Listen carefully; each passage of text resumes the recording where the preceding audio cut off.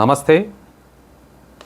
ప్రభుత్వ జూనియర్ కళాశాలల్లో సంస్కృతాన్ని ప్రవేశపెడుతున్నట్లుగా వార్తలు వస్తున్న నేపథ్యంలో నా అభిప్రాయాలను మీతో పంచుకోవాలనిపించింది. నేను మీ డాక్టర్ మడత భాస్కర్. తెలుగు భాషకు ఆయువు పట్టు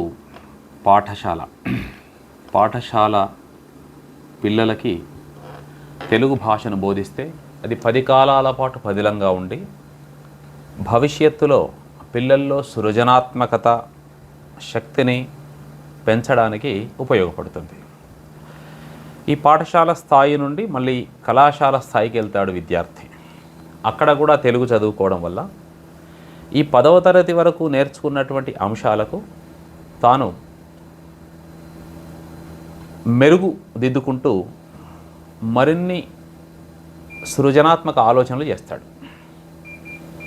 కాబట్టి ఇక్కడ ఇంటర్లో తెలుగు చదువుకోవడం వల్ల అప్పుడే లోకజ్ఞానాన్ని పెంచుకున్నటువంటి విద్యార్థికి తన మాతృభాష గొప్పతనం తెలిసి వస్తుంది. అక్కడ బాగా నేర్చుకుంటాడు. ప్రభుత్వాలు ఈ విషయాన్ని సానుకూలంగా ఆలోచించి పిల్లలకు మాతృభాషను నేర్పించే ప్రయత్నం చేయాలి. ఇప్పటిదాకా ఆ ప్రయత్నాలు కొనసాగుతూ వచ్చినాయి. అయితే రాను రాను పిల్లలకి చదువుకునే విద్యార్థికి మార్కులే ప్రామాణికంగా మారుతున్నాయి. మార్కులు బాగా తెచ్చుకున్నటువంటి విద్యార్థి మాత్రమే భవిష్యత్తులో బాగుపడతాడు అన్నట్లుగా వ్యవహారం నడుస్తూ ఉన్నది. ఇటీవల కాలంలో ప్రభుత్వం తెలుగు స్థానంలో సంస్కృతాన్ని ద్వితీయ భాషగా ప్రవేశపెడుతున్నట్లు ఇంటర్ బోర్డు అధికారులు తీర్మానించుకున్నటువంటి నేపథ్యంలో తెలుగు భాషాభిమానులు, విద్యార్థులు, తల్లిదండ్రులు, తెలుగు అధ్యాపకులు, తెలుగు ఉపాధ్యాయులు ప్రతి ఒక్కరు కూడా ఈ విషయాన్ని పరిశీలించాల్సినటువంటి అవసరం ఎంతైనా ఉన్నది. అసలు ఎవరి కోసం సంస్కృతాన్ని నేర్చుకొని విద్యార్థి ఏ రకంగా తన జీవితంలో బాగుపడతాడు? తెలుగు నేర్చుకోవడం వల్ల విద్యార్థికి ఎన్ని లాభాలు ఉన్నాయి? ఒకసారి మనం విశ్లేషణ చేసుకుంటే ప్రభుత్వ జూనియర్ కళాశాలలకు వచ్చేటువంటి విద్యార్థులు వారి నేపథ్యం సగటు మధ్యతరగతి కుటుంబం నుంచి వస్తారు. కాస్త ఉన్నోళ్ళైతే ఎగువ మధ్యతరగతి, కాస్త ధనవంతులు, వీళ్ళు ఖచ్చితంగా కార్పొరేట్ కాలేజీలకే వెళ్తారు. ఇక ఈ కార్పొరేట్ కాలేజీలలో సంస్కృతమే ఉన్నది. ఈ సంస్కృతం అక్కడ నేర్పించేవారు ఎవరు? దాదాపుగా ఉండరు. ఉన్న చివరి వారం రోజులు పరీక్షల దగ్గరికి వస్తున్నాయనగా చివరి వారం రోజులు ఆ సంస్కృతాన్ని ఏదో చెబుతారు. ఈ సంస్కృతాన్ని ఎగ్జామ్లో ఎట్లా రాయాలి అంటే వాళ్ళ మాతృభాష తెలుగులోనూ, మళ్ళీ హిందీలోనూ, ఇంగ్లీషులోనూ రాయవచ్చు. ఏమి రాసినా ఆ విద్యార్థికి 99 మార్కులు వస్తాయి. కాస్త తెలుగు అట్లా కాదు కదా, 99 రాకపోయినా 90, 95 వస్తాయి.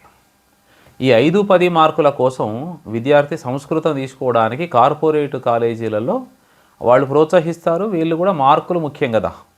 ఇట్లా తల్లిదండ్రులు కూడా ఇప్పుడు లక్షలు పోసి చదివించినప్పుడు మార్కులు ఎన్ని వచ్చినాయి అని అడుగుతారు. కానీ సగటు మధ్యతరగతి కుటుంబాల నుంచి వచ్చినటువంటి తల్లిదండ్రులు విద్యార్థులు ఎన్ని మార్కులు వచ్చినాయని అడగరు. నువ్వు ఎంత ప్రయోజకుడివి అవుతున్నావని అడుగుతారు. వాళ్ళకి ఇన్ని మార్కులు వస్తే ఇది అవుతారు, ఇన్ని మార్కులు వస్తాయి అనేది ఏం తెలియదు. చాలా పేద పిల్లలే ప్రభుత్వ జూనియర్ కాలేజీలకు వెళ్తారు. వీళ్లకు సంస్కృత నేపథ్యం ఉండడం అనేది చాలా కష్టం. అసలు సంస్కృత నేపథ్యం ఎందుకు ఉంటుంది? అంతగా చదువుకున్నటువంటి వాళ్ళేం కాదు కదా. పైగా మన తెలుగుదేశం, తెలంగాణ ప్రాంతం. తెలంగాణ అంటే తెలుగు ఆనము, తెలంగాణము తెలుగు ప్రాంతం మనది. తెలుగు మాట్లాడే మన మాతృభాష తెలుగు. ప్రతి ఒక్కరు తెలుగులో మాట్లాడుకుంటాం. ఇక్కడ కాలేజీలలో తెలుగు అధ్యాపకులే ఉంటారు. సంస్కృతం అధ్యాపకులు దాదాపుగా లేరు. ఎక్కడో మొత్తం రాష్ట్రంలో 15 కాలేజీలలో సంస్కృతం అధ్యాపకులు 15 మంది ఉన్నట్లుగా ఒక లెక్క. ఒకవేళ ప్రభుత్వానికి సంస్కృతాన్ని ప్రోత్సహించాలి అని అన్నప్పుడు కొన్ని వేద పాఠశాలలు లాంటివి పెట్టి చిన్నప్పటి నుంచే పిల్లలకు ఆ సంస్కృతాన్ని నేర్పించి రకరకాల జ్ఞానాన్ని ఈ శ్లోక జ్ఞానం రూపంలో అందిస్తే బాగుండు. వారికి ఉపాధి కల్పించవచ్చు. వేద పాఠశాలలు పెట్టినప్పుడు అక్కడ మళ్ళా సిబ్బంది అవసరం పడతారు, బోధనా సిబ్బంది. తర్వాత దేవాలయాలలో అర్చక స్వాములు, ఈ రకంగా రకరకాల పరిస్థితులలో తర్వాత ఇలా చేయొచ్చు. చాలా విషయాలు సంస్కృతం నేర్చుకున్న వాళ్ళకి ఉపాధి కల్పించవచ్చు. కానీ మనది కాని మన ప్రాంతంలో మన మాతృభాష ఏదైతే ఉందో ఆ తెలుగు కాకుండా సంస్కృతం చదువుకోవచ్చు అంటే కేవలం ప్రామాణికత ఏంటి? మార్కులు బాగా వస్తున్నాయి.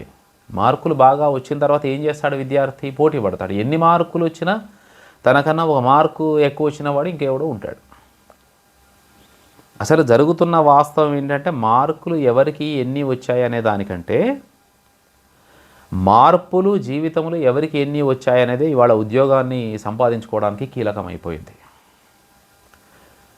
ఇప్పుడు మనం చూస్తున్నాం కదా, పోటీ పరీక్షలు మాత్రమే చాలా ముఖ్యం. ఇప్పుడు 10థ్లో ఎన్ని మార్కులు వచ్చినాయి, ఇంటర్లో ఎన్ని మార్కులు వచ్చినాయి, డిగ్రీలో ఎన్ని మార్కులు వచ్చినాయి కాదు. డిగ్రీకి వెళ్ళిన తర్వాత ఉదాహరణకు చెప్పాల్సి వస్తే మళ్ళీ ఓ టీచర్ జాబ్ సంపాదించుకోవాలంటే మళ్ళీ టెట్ రాయాలి. ముందు బీఈడీ రాయాలి, బీఈడీలో మార్కులు పాస్ కావాలి, మంచి మార్కులు తెచ్చుకోవాలి. టెట్ రాయాలి, టెట్లో క్వాలిఫై కావాలి. మళ్ళీ డిఎస్సి రాయాలి, డిఎస్సిలో క్వాలిఫై కావాలి. ఏ మార్కులు ప్రామాణికమవుతున్నాయి? ఈ 10వ తరగతి ఇంటర్మీడియట్ ఈ మార్కులు కాదు, పోటీ పరీక్షలో సంపాదించుకున్న మార్కులే కీలకం. పోటీ పరీక్షలో ఇలాంటివే ఉండవు. మార్కులు ఎక్కువ వేయడాలు, 100కు 100 మార్కులు రావడాలు ఉండవు. అక్కడ అందరూ ఆ వడపోత కార్యక్రమంలో అందరూ వెళ్ళిపోతారు. భాష రానివారు, జ్ఞానం లేనివారు, తెలివి లేనివారు, ఏదో మార్కుల కోసం చదివిన వాళ్ళు అందరూ కొట్టుకుపోతారు. ఎవరు మిగిలిపోతారంటే నిజమైన జ్ఞానం ఎవరికి ఉందో వారు అక్కడ మిగిలిపోతారు. మరి కావాల్సింది నిజమైన జ్ఞానమే కదా. ఇన్ని మార్కులు వచ్చి మాత్రం అక్కడ చేసేదే ఉంటుంది. ఇది ఇలా ఉండగా రకరకాల ప్రైవేట్ కంపెనీలలో కూడా మార్కులు బాగా రావడం అనేది కాదు. ఇవాళ కమ్యూనికేషన్ స్కిల్స్ కావచ్చు, ఒక హెచ్ఆర్గా పనిచేయాలి అని అంటే ఒక సంస్థలో బాగా మాట్లాడగలగడం అనే నైపుణ్యాలు బాగా ఉండాలి. ఈ నైపుణ్యాలు లాంగ్వేజ్ వల్ల వస్తాయి, భాష వల్ల వస్తాయి. ఇప్పుడు మాతృభాష బాగా వస్తే ఇంగ్లీష్ బాగా వస్తుంది, తెలుగు మంచిగా వస్తే ఇంగ్లీష్ బాగా వస్తుంది, హిందీ బాగా వస్తుంది. నీకు తెలుగే సరిగ్గా రాకపోతే ఇవాళ పరిస్థితులు ఎట్లా అయిపోయినాయి అంటే ఇంగ్లీష్ మీడియం స్కూల్స్ అయిపోయినాయి మొత్తం. తెలుగు ఒక పీరియడ్ ఉంటుంది, అది 40 నిమిషాలు. ఆ 40 నిమిషాలలో విద్యార్థి చూసిన తెలుగే తెలుగు. ఇంకా చాలా చోట్ల పరిస్థితి ఎలా ఉందంటే ఆ తెలుగు వాళ్ళు ఈ గవర్నమెంట్ స్కూల్స్కి, గవర్నమెంట్ కాలేజీకి వచ్చే పిల్లల యొక్క నేపథ్యం ఎట్లా ఉంటుందంటే గూడాల నుంచి వస్తారు. కోయగూడెం, కోయలు, గోండులు, ఇంకా కొంతమంది వెనుకబడిన గిరిజనులు, ఇలాంటి వాళ్ళు వస్తారు. అక్కడ వాళ్ళ మాతృభాష వేరే ఉంటుంది. మళ్ళీ వాళ్ళ గూడాలలో, తాండాలలో మాట్లాడుకునే భాష వేరే ఉంటుంది. అక్కడ నుంచి వచ్చేసరికి వాళ్ళకు తెలుగు కూడా అన్య భాషనే. సరే, మన మాతృభాషగా పరిగణించి వాళ్ళకి చెబుతాం, వాళ్ళు అది కూడా నేర్చుకుంటారు. ఆ భాషను మొత్తం రోజులో ఒక పీరియడ్ నేర్చుకుంటారు. వాళ్ళకు మొత్తం 10వ తరగతి అయిపోయేంత వరకు ఎంత పరిజ్ఞానం ఉంటుందంటే మొత్తంగా రోజు ఒక పీరియడ్ నేర్చుకుంటే ఎంత ఉంటుందో అంతే ఉంటుంది జ్ఞానం. ఎందుకంటే మొత్తం ఇంగ్లీష్ మీడియం అయిపోయింది. ఈ ఇంగ్లీష్ మీడియం మొత్తం కావడం వల్ల ఇంగ్లీష్ మీడియాన్ని పూర్తిగా విద్యార్థి పట్టుకోలేకపోతున్నాడు, అందిపుచ్చుకోలేకపోతున్నాడు. అంటే అంత స్పీడ్గా విద్యార్థి ఉండలేరు. వారి నేపథ్యం రకరకాల గ్రామాల నుంచి వస్తారు, పల్లెటూళ్ళ నుంచి వస్తారు, చదువు లేని తల్లిదండ్రుల కుటుంబాల నుంచి వస్తారు. మరి వాళ్ళు అంత వేగంగా వెళ్ళలేరు ఇంగ్లీష్లో. ఇటు తెలుగు పూర్తిగా రాదు. ఇంగ్లీష్ మీడియం చేయడం వల్ల జరిగింది ఇది. కనీసం ప్రాథమిక పాఠశాల స్థాయి వరకైనా తెలుగు ఉంటే, కనీసం 5వ తరగతి వరకు, 6వ తరగతి వరకైనా తెలుగు మీడియంలో విద్యార్థి కనుక చదివితే ఇక ఈ ప్రపంచం అనే సముద్రంలో అతడు ఎక్కడేసినా ఎక్కడికి వెళ్ళైనా బతకవచ్చు హాయిగా. ప్రాథమిక స్థాయిలోనే ఇంగ్లీష్ అనేసరికి ఇవాళ మనం చూస్తున్నాం కదా, ఎల్కేజీలోనే, యూకేజీ, ఎల్కేజీ కాదు నర్సరీలోనే ఏబిసిడీలతోనే విద్యాభ్యాసం, ఏ ఫర్ యాపిల్తోనే విద్యాభ్యాసం మొదలవుతుంది. ఇంకా తెలుగు పద్యాలు, తెలుగు భాష వాళ్ళు ఈరనేవి రావు. పొరపాటున వీళ్ళు తెలుగు పలికినా ఇంట్లో వాళ్ళు ఒప్పుకోరు, అమ్మ నాన్న అన్న ఒప్పుకోరు, మమ్మీ డాడీ వచ్చేసింది. ఇది ఇలా ఉండగా కాస్త 10వ తరగతి వరకు విద్యార్థి నెట్టుకుంటూ వచ్చి ఇంటర్లో తెలుగు చదువుకుందామంటే ఇంటర్లో సంస్కృతం ప్రవేశపెట్టిన తర్వాత సంస్కృతం రాదు, తెలుగు రాదు. మరి ఎవరి కోసం ఈ ఈ సంస్కృత పరిజ్ఞానం? పోనీ నిత్య జీవితంలో సంస్కృతం నేర్చుకున్న విద్యార్థి దాన్ని ఎట్లా అన్వయం చేసుకుంటాడు నిత్య జీవితంలో? అయితే తెలుగులోనన్నా మాట్లాడాలి, లేదా ఇంగ్లీషులోనన్నా మాట్లాడాలి, లేదా హిందీలోనన్నా మాట్లాడాలి. అతడు ఆయా వెళ్ళే అతని పరిసర ప్రాంతాలను బట్టి ఉంటుంది. మరి సంస్కృతంలో ఎవరితో మాట్లాడతారు? ఎంత శాతం మంది సంస్కృతం మాట్లాడుతున్నారు? మరి విద్యార్థి ఎవరితో సంస్కృతంలో మాట్లాడాలి? సంస్కృతం నేర్చుకొని ఎవరికి మరి తిరిగి చెప్పాలి? తెలుగు రాక, ఇంగ్లీషు రాక, సంస్కృతము రాక. చాలా సర్వేలు చెప్పిన మాట ఏమిటంటే సంస్కృతంలో 99 వచ్చిన విద్యార్థికి సంస్కృతంలో తన పేరు రాసుకోవడంలో వెనుకబడతాడు. తన పేరు, తన తండ్రి పేరు రాయడం రాదు. ఎందుకంటే సంస్కృతం నేర్చుకుంటాడు, రాయడం నీకు నచ్చిన భాషలో రాయవచ్చు. ఆ మాత్రం దానికి ఇంకా సంస్కృతం ఏంటి? దయచేసి తల్లిదండ్రులు, మేధావులు, అధ్యాపకులు, భాషాభిమానులు, నాయకులు, అధికారులు తెలుగు భాష పట్ల చిత్తశుద్ధితో ఉండేటువంటి ప్రతి వాళ్ళు కూడా పునరాలోచించుకోవలసినటువంటి విషయం ఇది. ఇంకా తెలుగు భాష కనుమరుగవుతున్న భాషల జాబితాలో ఉండడానికి ఇంకా ఎంతో సమయం పట్టేట్టు లేదు. ఇవాళ మన దేశంలోనే తెలుగు 3వ స్థానంలో అత్యధికులు మాట్లాడేటువంటి భాషల్లో ఉన్నది. మరి అలాంటి తెలుగును కాకుండా విద్యార్థులకు నేర్పించకుండా అన్య భాషల ప్రభావంతో మన ప్రాంతంలో ఉండే విద్యార్థికి మన భాషలోని ఒక పాట, ఒక పద్యము, ఒక సామెత, ఒక జాతీయము, ఒక కథ ఇవి నేర్చుకోకుండా వేరే అన్నీ నేర్చుకొని సర్టిఫికెట్లో మార్కులు సంపాదించుకొని తన నిత్య జీవితంలో ఈ మార్కులు ఎందుకు పనికొస్తాయో తెలియకుండా బాధపడే కన్నా 100కు 50 మార్కులు వస్తే ఆ 50 మార్కులు నాకు ఇందువల్ల వచ్చినాయి, నాకు 50% పరిజ్ఞానం ఉంది అని విద్యార్థి కనుక తన గర్వంగా చెప్పుకోగలిగితే ఆ విద్యార్థి జీవితంలో రాణిస్తాడు, రాటుదేలుతాడు. ఇవాళ పనిచేస్తున్నటువంటి అధికారులు, నాయకులు, ఇవాళ ఒక స్థాయిలో ఉండేటువంటి వాళ్ళందరూ కూడా చక్కగా తెలుగును నమ్ముకున్నటువంటి వాళ్ళు, తెలుగు మీడియం నుంచి వచ్చినటువంటి వాళ్ళు. వాళ్ళకేమి ఇబ్బంది లేదు. ప్రభుత్వ ఉద్యోగాల్లో ఉన్నారు, అధికారంలో ఉన్నారు, రాజకీయాల్లో ఉన్నారు. తెలుగు నేర్చుకోవడం వల్ల ఎన్ని ఉపాధి అవకాశాలు. ప్రభుత్వం ఉద్యోగాలు ఇవ్వకున్నా పర్వాలేదు, రేపు కనీసం మాట్లాడే నైపుణ్యం పెరుగుతుంది కదా 10 మందితో తెలుగు బాగా మాట్లాడడం వస్తే. ఇవాళ మనం ఎన్ని కార్యక్రమాలు చూడట్లేదు, ఎన్ని వ్యాఖ్యాతలుగా ఎంతమంది రాణిస్తున్నారు, వార్తలు చదివే న్యూస్ రీడర్స్కి ఎంతమంది రాణిస్తున్నారు. భాష బ్రతుకునిస్తుంది, భాష బ్రతకనిస్తుంది. భాష కళ్ళ వంటిది, మాతృభాష కళ్ళ వంటిది, పరభాషలు ఏదైనా కళ్ళజోడు వంటివి. భాష బ్రతకనిస్తుంది, బ్రతుకునిస్తుంది. ఏదో ఉద్యోగమే చేయాలి, ఇదే ఉద్యోగం చేయాలి, ఇదే చదవాలి అని ప్రభుత్వం వాళ్ళు కూడా ఇదే చదవాలి అని చెప్పడం కూడా ఒక విద్యార్థికి తన మాతృభాషలో చిన్నప్పటి నుంచి అమ్మ నాన్న మాట్లాడుకున్న భాషలో చదువుకునే స్వేచ్ఛ ఉండాలి కదా. అదే కదా కాలోజీ అన్నది, పలుకుబడుల భాష కావాలి అన్నాడు, బడి పలుకుల భాష కాదు అన్నాడు. ఇప్పుడు సంస్కృతం ఏమవుతుంది? బడి పలుకుల భాష. ఆ పుస్తకంలో తప్ప ఆ సంస్కృత వాక్యం, ఆ సంస్కృత పదం ఎక్కడుంటుంది? ఎక్కడా ఉండదు. దయచేసి అందరికీ మనవి, అందరూ గుర్తించాల్సినటువంటి విషయం, ప్రమాదం పొంచి ఉన్నటువంటి నేపథ్యంలో ప్రతి ఒక్కరు కూడా పిల్లల భవిష్యత్తుతో ఆడుకోవద్దు.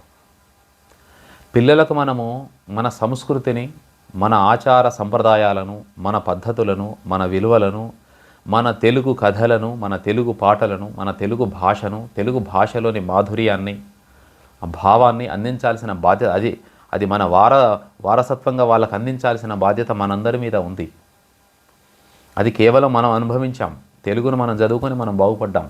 రానున్న తరాలను కూడా తెలుగు యొక్క భాషా సౌందర్యాన్ని అందించి ఆ విద్యార్థుల జీవితాలను, మన ఈ సంస్కృతి పరంపరగా కొన్ని వేల ఏండ్లుగా మనం ఏదైతే నేర్చుకుంటూ వస్తున్నామో దాన్ని మన వచ్చే తరాలకు కూడా, భవిష్యత్ తరాలకు కూడా అందించాల్సిన బాధ్యత మనందరి మీద ఉంటుంది. బోర్డు, అధికారులు, పెద్దలు, మేధావులు, భాషాభిమానులు, తల్లిదండ్రులు, పిల్లలు అందరూ ఆలోచించాలి. పిల్లల్లో ఒకే ఒక్క విషయం, చదువు కేవలం మార్కుల కోసమే అనే భావన తీసేస్తే పిల్లల్ని బాగు చేసినట్టు. మార్కులు బాగొస్తేనే చదువు అనే విషయాన్ని పిల్లల మనసులో నుంచి తీసేయాలి. అందరికీ మార్కులు బాగానే వస్తున్నాయి, కానీ జీవితంలో ఎవరిలో మార్పులు రావట్లేదు. ఉద్యోగం వచ్చిన తర్వాత ఎట్లా బతకాలో తెలియట్లేదు. ఎందుకంటే చిన్నప్పటి నుంచి ఆ ప్రేమ దొరకట్లేదు, ఆ భాషలో దొరకట్లేదు.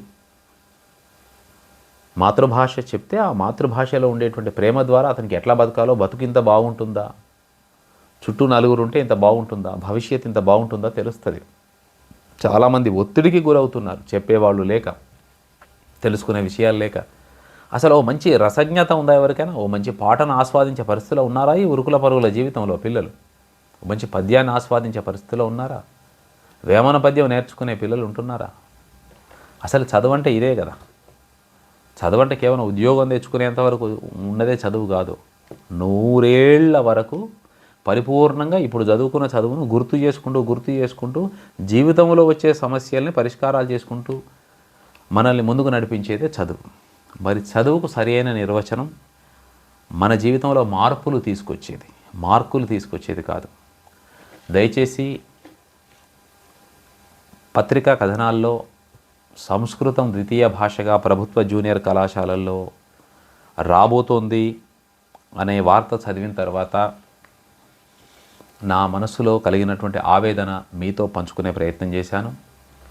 ఈ విషయాల పట్ల, తెలుగు భాష గొప్పతనం పట్ల మనం చైతన్యాన్ని తీసుకురావాల్సిన అవసరం ఎంతైనా ఉంది. మన తెలుగును మనం కాపాడుకుందాం, తెలుగు భాషను బ్రతికించుకుందాం, తెలుగువాడిగా గర్వపడదాం. అందరూ ఇది ఆలోచించేంత వరకు ఈ విషయాన్ని మనం ప్రతి చోట ప్రస్తావిస్తూనే ఉందాం. అర్థం చేసుకుంటారని ఆశిస్తూ ధన్యవాదాలు.